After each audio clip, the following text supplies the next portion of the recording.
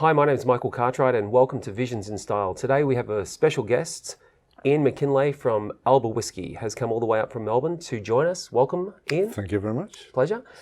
Ian's brought some wonderful prezzies and gifts and tasting sensations that we're going to talk to you about in just a second. And first, I think we need to address something, this amazing gin, which is from Scotland. And Ian's going to tell us a little bit about it. Great, thank you. I'd love to. Well, this gin is called Harris Gin, and it's from the Isle of Harris in Scotland, in the Outer Hebrides of Scotland. So just to give you an idea where that is, if you look at the map of Scotland, the top left-hand side, there's a band of islands which are called the Outer Hebrides. And beyond that, there's just ocean all the way to Nova Scotia. So it's right on the edge of the British Isles. Somewhat barren places, but extremely beautiful in other places, and some of the most wonderful beaches in the world, just a pity about the weather. But there was a problem in the island because the biggest industry, apart from sheep grazing, has been the Harris tweed, which is a very famous clothing, Scottish tweed for multiple clothing to make kilts as well as jackets and trousers and dresses, etc. But beyond that, there was a big problem that all the young folk were leaving the island. They were going to Glasgow or Edinburgh or London for university and not coming back. So some entrepreneurs thought, we're going to find something to start increasing business on the island.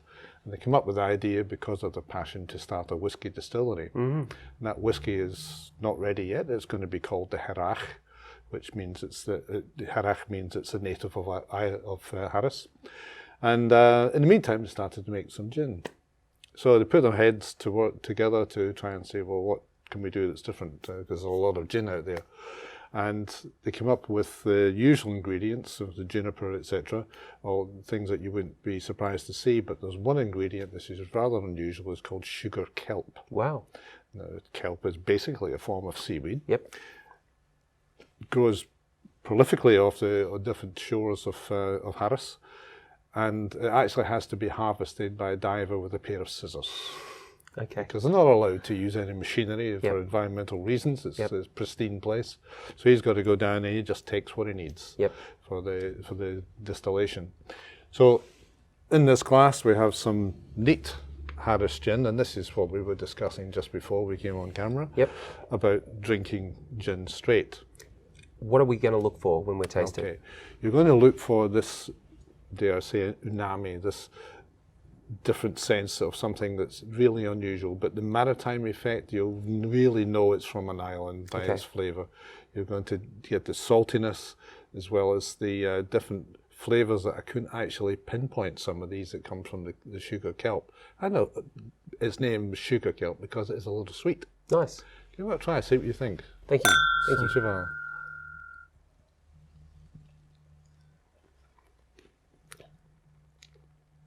Wow, it definitely has an amazing flavour. I can still taste the juniper in there, but once again, yes, you can. It's got that salty follow through, and it's delicious. It's long. Yes, it really hangs around, and you feel it going down as well. Even it's only 46%. And this is one of your products that you are now That's importing? Correct. This is our best-selling gin of our range. That's what it looks from our store in Melbourne, but it's got a fantastic following around the world. Nice. And it's really become, it's been Scotland's #1 gin for 3 years running. Really? Yeah. Really?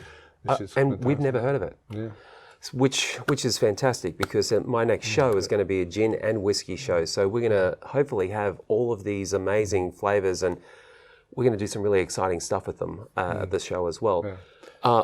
Also, part of Ian's product line, we've chosen a bottle of each one of his ranges. Ian, could you tell us about what we've got here? Certainly, shall do. Well, these are all Scottish, of course, and this particular one is from an independent bottler called Gordon and MacPhail. This is a Connoisseur's Choice range. But the distillery it's from is Tomatin Distillery in the top of the Spey Valley. Very much in the middle of Scotland at that latitude. This is one of my favourite distilleries. I've got quite a few favourite distilleries, but this is one I particularly enjoy. It's all bourbon cask maturation, and what that means is when you're maturing a whiskey, the most common cask these days is an ex-bourbon cask. And there's a good reason for that. Next common you'll see is a sherry cask. Okay. So this has all been matured in a bourbon cask. For how many years? That would be, this one is, well, the date's on the label. It was distilled in 2002 and bottled in 2016, so it's 14 years old. Awesome. This is something that Gordon MacPhail and the Connoisseur's Choice range do all the time. Full disclosure, tell you everything on the label. And it wasn't done in an oak cask and then moved into a bourbon cask. It was the whole time in the bourbon cask. Yeah, that's right. And there's a good reason why Scotland uses bourbon casks, because that's because they were relatively cheap. Great. Well, let's try that one. Yeah, that's it. So this is 46%. So that's a very common strength these days. Yep. Used to be 40, then 43, and now 46 is the sweet spot. I love that sound. You should be able to record that glug, glug, glug of a new bottle. Yeah. It's like the smell of a new car. You should be able to buy an aerosol with that. I know, right? Yeah. Oh, yeah, you can you're going to get a lot of vanillas and banana on this, but Saint Jivard again. Thank you. Thank you. Scottish for cheers.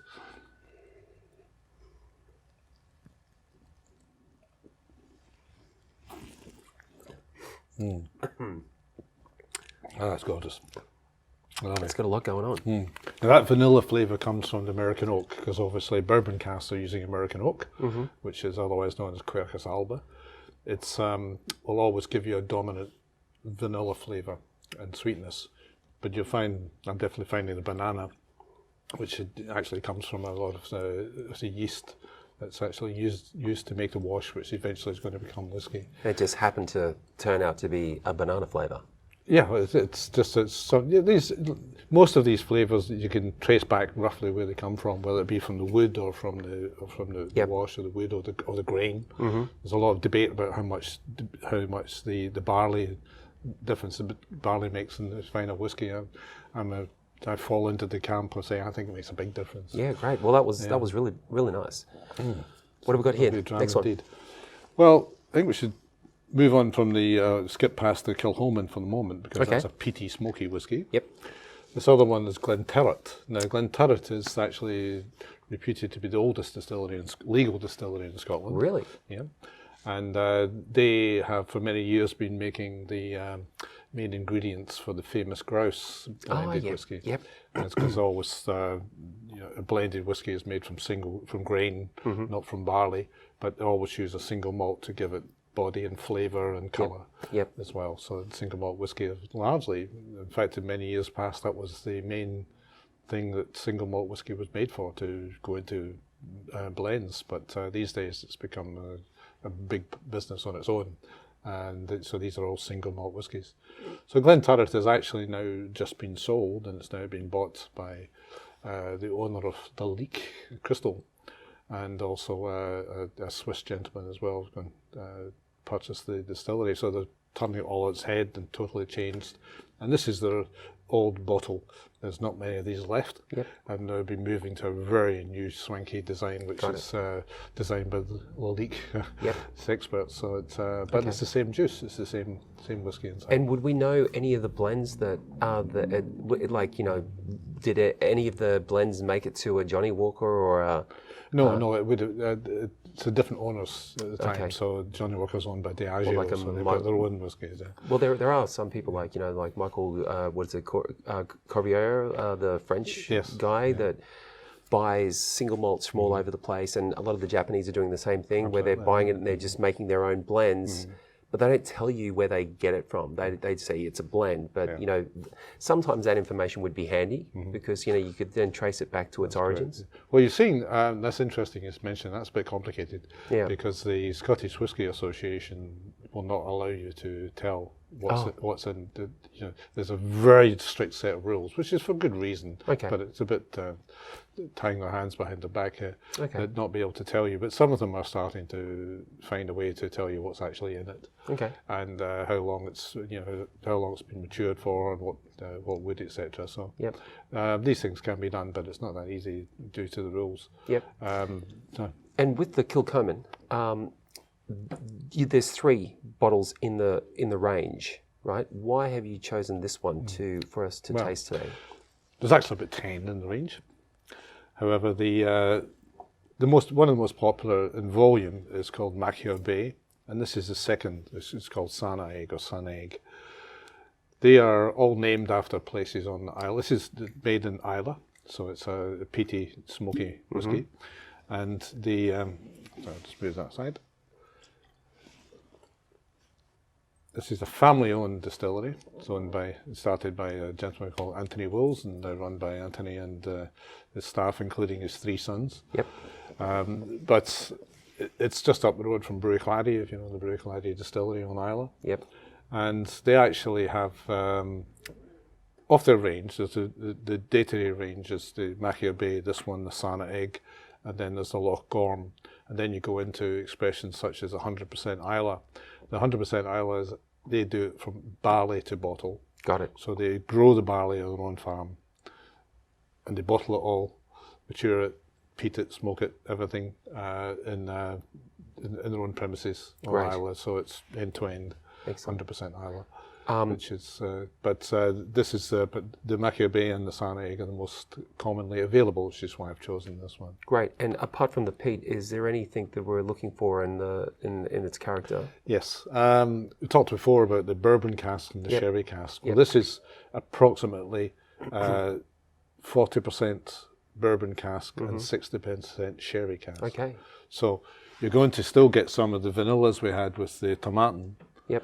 And mixed with the richness of the sherry casks. Yep. You're going to get fruity flavours, some nice tang, that vinosity from the sherry, as well as it still have the vanilla from the bourbon cask. All of that, and it's peated to about 50 parts per million. And this is why this is such a special occasion. Like, nobody could explain it better than the importer and the distributor himself, and we'll enjoy this and catch up with you guys on the next one. Yeah, hopefully you can have a dram with you. There you go. As long as you are. Cheers. Thank you.